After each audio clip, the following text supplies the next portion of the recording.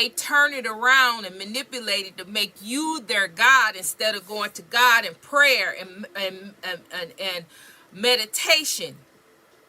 They come to you, they tell your phone up, text you all day. But that's not what God had. That's not the intended that God had for the relationship. And then the relationship turns what? Toxic. Every time. Because that's not what God had you intended for you to do or be in their life. You are not their God. You are a friend. You are a sister. You are a brother. You are a helping hand. And that's it.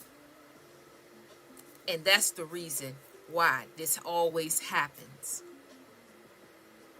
So that was for somebody. Now, the message, and I'm going to do this real quick because I got to go.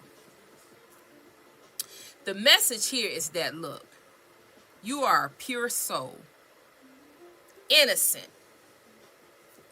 not perfect. You make mistakes just like everybody else. You have made some doozies. But it's not that the mistake is what and how you dealt with it. You made a mistake, you owned up to it, you worked on it, and then you didn't make the mistake again. That's the difference.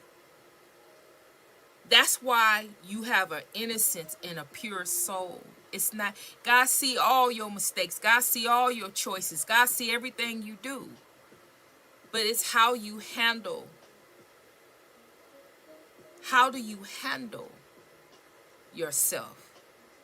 You don't keep doing the same stuff over and over and over and over and over again until, making up excuses and becoming a victim. You work on it. You change. You change your perspective. You change and morph into something better, something beneficial for you at the present and towards your future. You're always making some type of change within. You always working on yourself. You always doing something. That's why people can't never get you. Once they gain an understanding, you do a whole nother 180. Change, you different, you look different, something is different, and they got to try to figure out what it is that you would change because it's a different kind of light, it's a different kind of flow, it's a different kind of talk, it's a different kind. What changed? And then you take them down that rabbit hole to try to figure out again what you have done, because you're not going to tell them. You're ever evolving, which makes you a pure soul. Not a perfect soul, a pure soul. And that purity comes within. That purity comes because of the work that you consistently do on yourself. The work that you constantly see. The things that you see. You constantly working on your shadow. You constantly working on how you view people and what you really feel about people. What do you really feel about things? You really work on the negative viewpoints, your negative thoughts, your negative mindset that is in your shadow.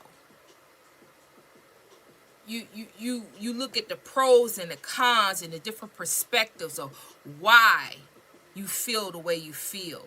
Why do you feel that way about people? Why do you feel that way about men? Why do you feel that way about women?